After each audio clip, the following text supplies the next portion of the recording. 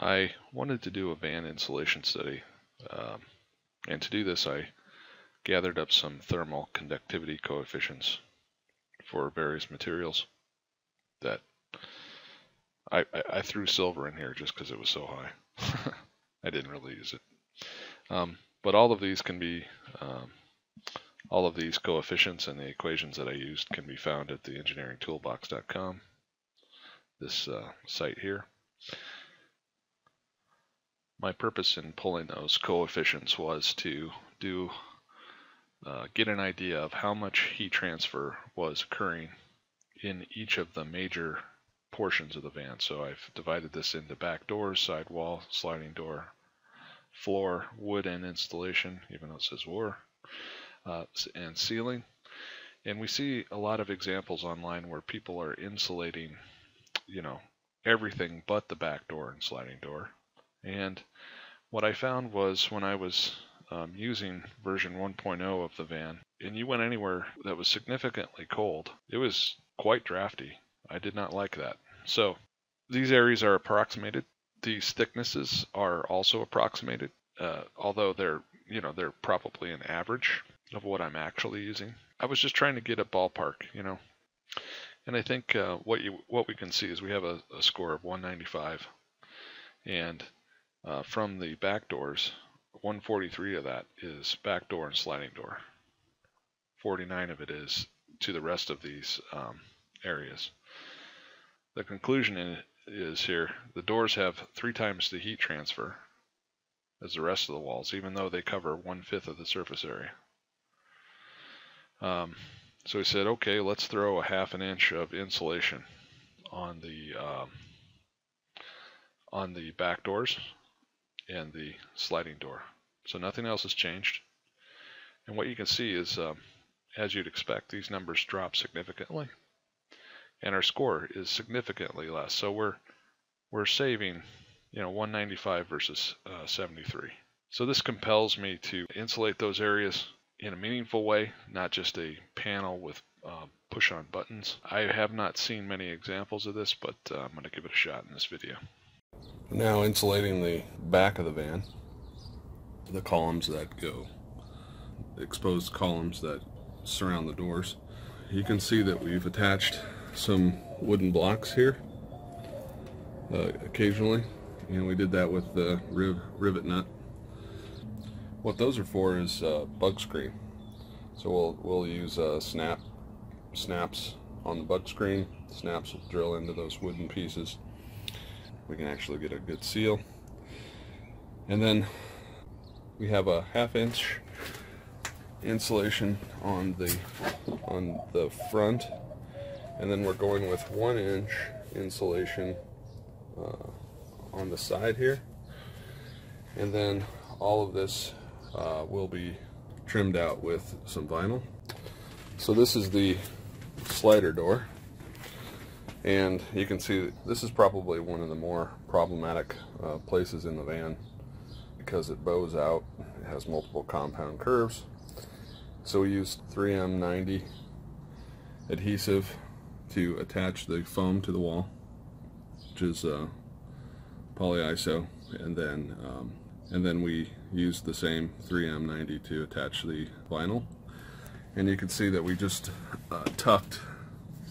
we attached the vinyl all the way around the sill, and then tucked it in there. And we're obviously not extremely good vinyl people.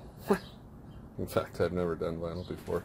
So you're going to see some irregularities here, like a little bump there and a cut there.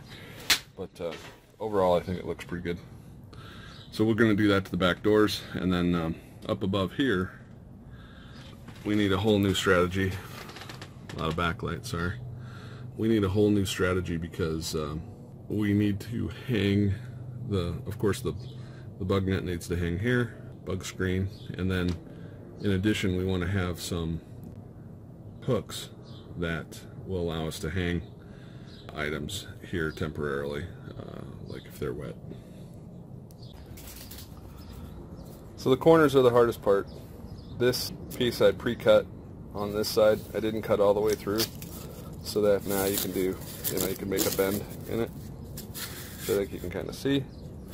And then up there you can see the one that I've done. And I think, once the vinyl is on there, sorry about the backlight again, it's pretty early. You can see it's going to be fine when I put the vinyl on there. Should be alright. Yeah, so that's the hardest part. All foamed in. Now it's just time to attach it with the 3M90. We'll see how we do. So I'm doing this radius corner. I think this is going to be the hardest corner. So I'm doing a little piece here, which I'll cut to round over. But this is how I started it. And then I cut fringes to relieve that radius. Came pretty close to the edge. It's a little bit of stretch, so I think this is far enough. And then I'm just going to fold those over. So for anyone out there thinking that I actually know what I'm doing, I don't. Making it up as I go along. Side 2, done. Got my roller Jones, Mr. Rolly. Rolled them out. More rolling to come. Anyway, that looks okay so far. Alright, had to pull out the crayon again. Made another template, which you can hopefully see.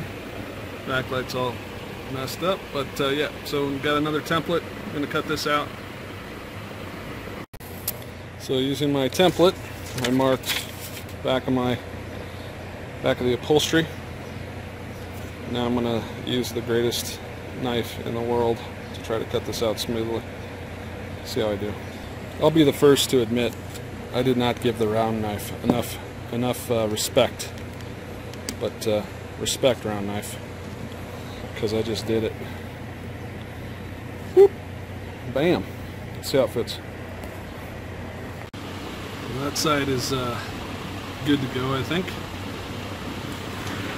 That side is good to go. Now, you know what time it is. It's template time. Cutting 2 more pieces for the outside. Alright, the outside's done now. Sorry about that. The outside and the inside are now done. And you can see this edge here is a little ragged. But we wanted to leave just enough that we can roll it over like that. And stick the trim back on. So that that'll all look nice. Anyway, hard part's done. Both sides. Moving on.